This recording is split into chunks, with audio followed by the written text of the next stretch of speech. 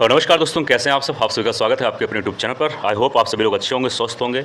अब आरो यारों का समय नज़दीक आ चुका है। हम लोग इतने दिनों से इंतज़ार कर रहे थे, इतने महीनों से इंतज़ार कर रहे थे। कहीं ना कहीं डेट काफ़ी ज़्यादा बदला और एग्ज़ाम कैंसिल भी हुए बीच में।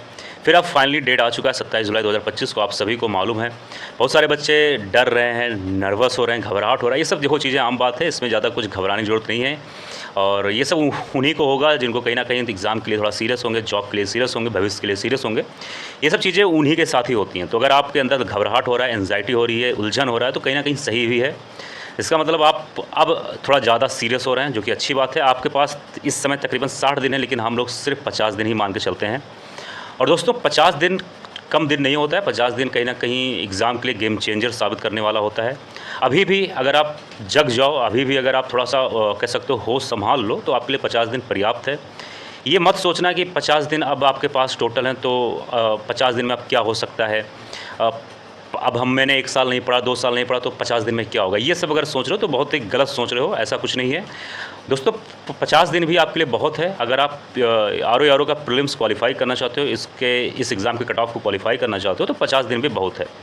अब 50 दिन बहुत कैसे है, देखो अब आपको सब कुछ नहीं पढ़ना है कि आप सब कुछ पढ़ते चले जाओ, हर एक चीज़ पढ़ते चले जाओ।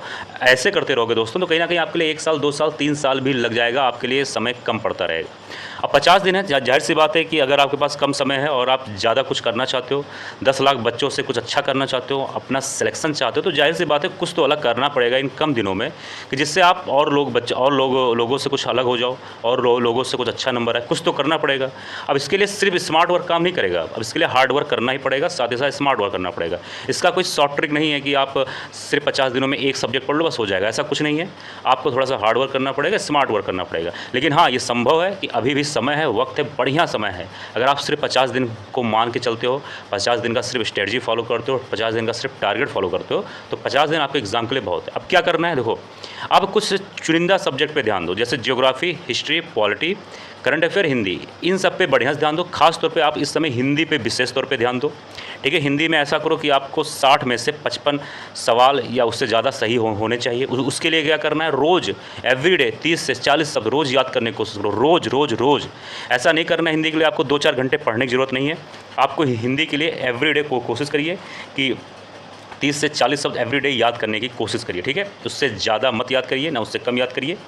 और उसके साथ ही साथ जैसे कि अगर मैं बात करूं ज्योग्राफी, हिस्ट्री, ये सब ऐसे सब्जेक्ट हैं कि कहीं ना कहीं अगर आप ज्योग्राफी, हिस्ट्री से दोनों सब्जेक्ट को एक साथ ले लोगे तो कम से कम 45 से 50 सवाल यहीं से आ जाते हैं। इंडियन पॉलिटी से तकरीबन 12 से 13 सवाल आ जाते हैं। करंट अफेयर और यूपी स्पेशल से तकरीबन 35 से 40 सवाल के बीच में पूछे जाते हैं। मैं 35 ही मान के चलता हूँ। तो कहीं ना कहीं आपका कट ऑफ यहीं से ही क्लियर हो जाएगा।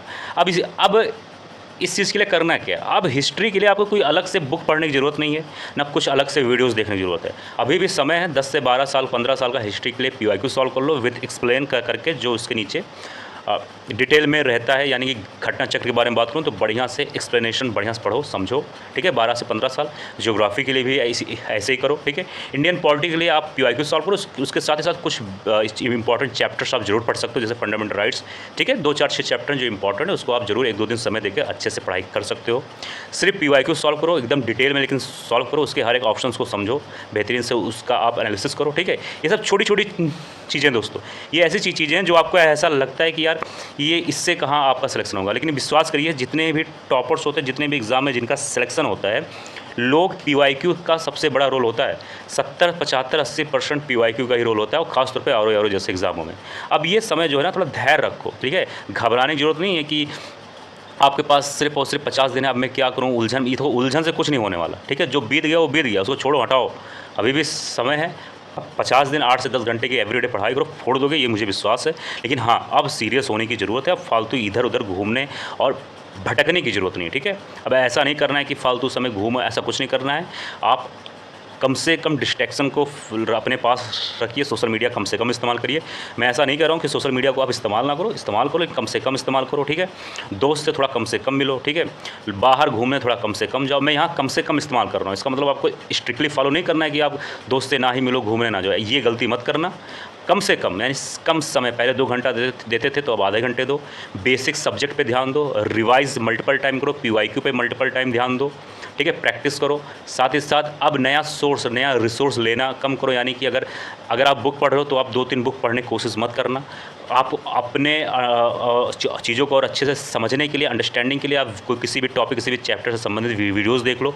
ऐसा नहीं कि सारे वीडियोज़ देखो, ऐसा ना करो। जो टॉपिक समझ में आ गया उसका वीडियोज़ मत देखो, जो थोड़ा नहीं समझ में आता है या फिर जो आपने पढ़ा नहीं है, टाइम नहीं मिला, तो उसका वीडियोज़ देख लो, जाहिर सी बात है।